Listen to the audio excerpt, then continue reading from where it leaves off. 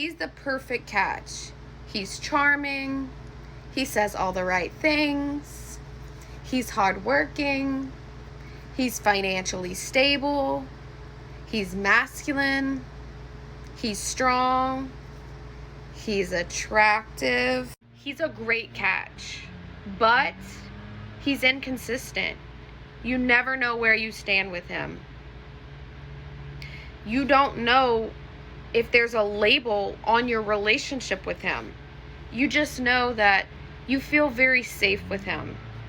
It feels very comfortable to be around him. You share a great connection. Maybe you have compatible lifestyles. Something about him feels very comforting and at home. Maybe he's talked about the things that he wants to do with you in the future. Maybe he's charmed you with his words, called you beautiful, made you feel like the most special woman in the world. All of these really, really great qualities, but nothing is progressing. He seems to be a bit wishy-washy. He doesn't want to quite label your relationship together. And yet, somehow to you, this feels comfortable and homey. Because the relationship that you have with your father also felt the same way. The idea that you've created about love and how love is supposed to feel and what it is supposed to look like feels and looks like this. Like what you're experiencing with this guy. It feels chaotic. It feels confusing.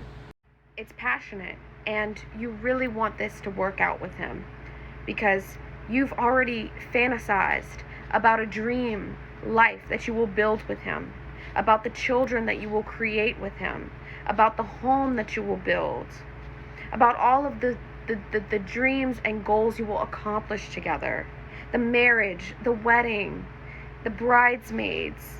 It all sounds so dreamy because us women, we tend to get caught up in a fantasy world of imagining in our heads of what the future looks like with this guy.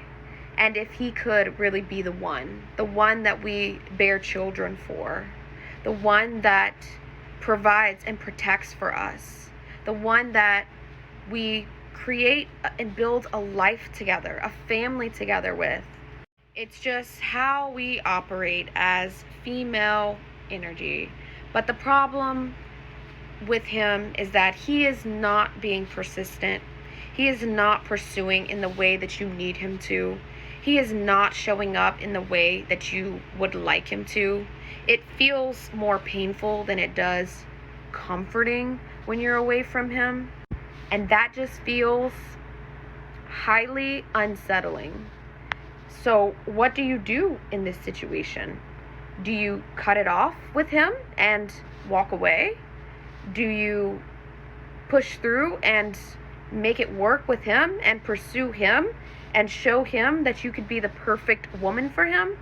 Do you pretend like your feelings mean nothing and shove them under the rug and suppress them to where you don't burden him with your feelings?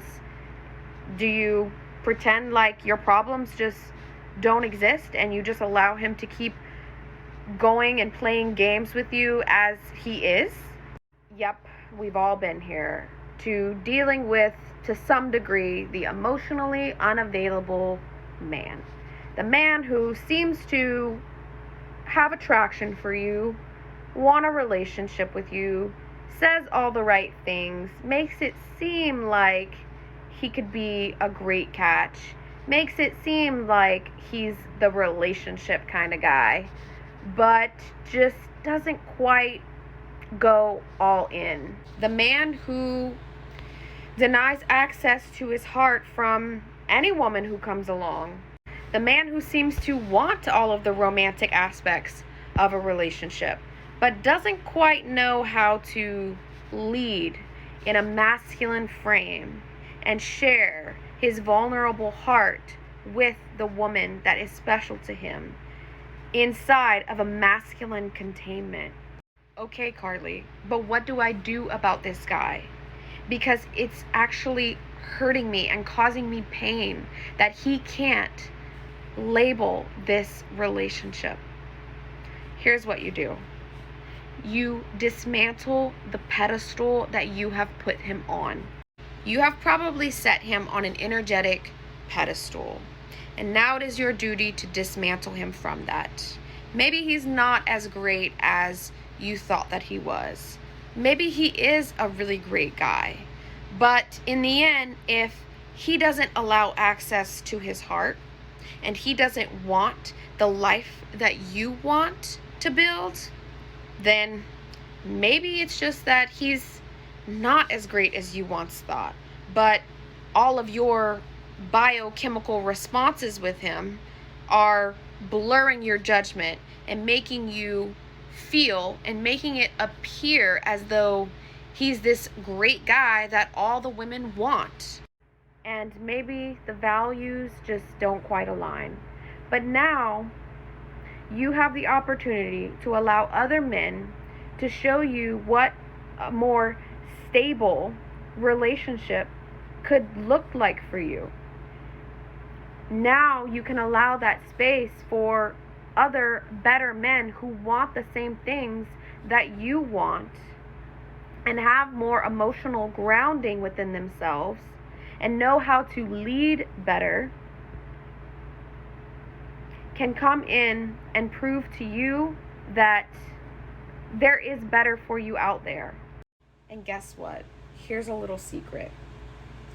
You can still have a deep desire and a deep love for someone that you created that emotional attachment to. You can have that love for this guy and know that what you had with him felt special for a moment there, but also understand that things just didn't work out between you two, and you ultimately wanted different things, and that in the end, it could be his loss. You can still allow yourself to feel the grief and feel the pain of that separation and the yearning and the desire that you have for this guy that you put on an energetic pedestal, even though you didn't even mean to. But also understand that maybe it just wasn't the right timing, or maybe God just wants to prepare you for something and someone so much better out there. Maybe God saw things that you didn't see. Maybe God heard conversations behind your back that you didn't hear.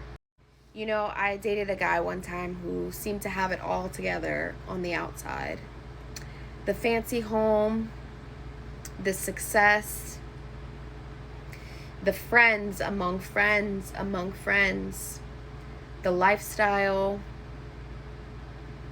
the trips, the travels, all of these luxurious things happening for him on the outside, but was a complete and total wreck, an emotional wreck on the inside. And that felt very familiar to me. It felt very comfortable to me because it felt very familiar. And I had experienced a lot of that with my own parents growing up. And I had attracted him when I was in a space where I was also an emotional wreck, and at a time where I hadn't dealt with a lot of the things that I needed to deal with, and a lot of the things that I needed to forgive. And so I say all that to feel more relatable and authentic to you, that sometimes these relationships pop into our lives and into our path to make us aware of things that maybe we weren't aware of before, to cause us to self-reflect and maybe feel things that we didn't even know was inside of us. And that even if you are in that space right now where you can't see what is on the other side, and you don't even want to believe that there is better on the other side.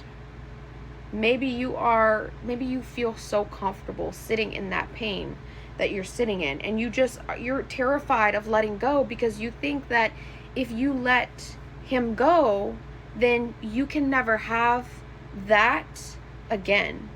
You can never experience that love that you felt and that desire that you felt for him again. And this is real psychology. This is how it works. We get afraid to let go of people because we are afraid that if we let that go, that we can't have that again, that we're not worthy of something better. So what do you do again? You simply release him from this energetic pedestal that you have him on. You feel the grief and the pain of that. You allow yourself to go through the motions of that, and all the things that come up for you, you allow it to come up and come out and release it. You talk about it. You journal about it. You pray to God about it. You talk about it to your cat. You let those things come up from within you. And if it comes up as tears, you let them. You let them come up as tears. You let them come up as irrational fears. Because that's all they are in the end anyway. It's just irrational emotions. They are valid emotions, but they are irrational.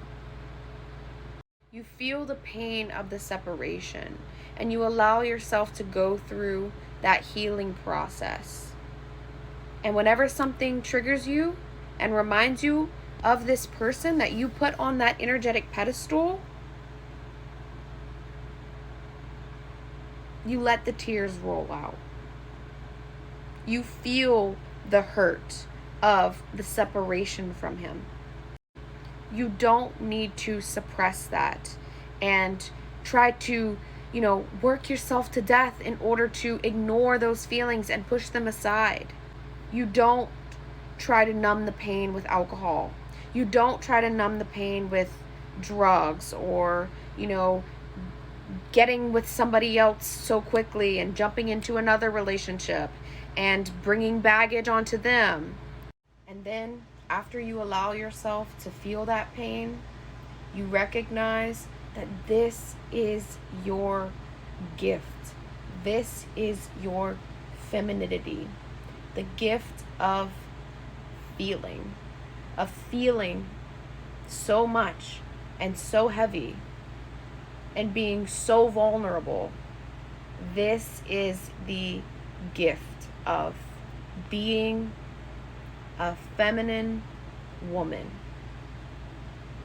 And so after you realize that, then you date other men. You allow yourself to get back on the horse again and start dating and having fun again, meeting new people, surrounding yourself in friend circles, single groups, single events, focusing on your business that you might be creating, the things that bring you joy and passion and help serve other people, not coming from a masculine place of sacrificing and feeling like you have to lose your freedoms or doing something that you absolutely hate, but rather pursuing your passions and finding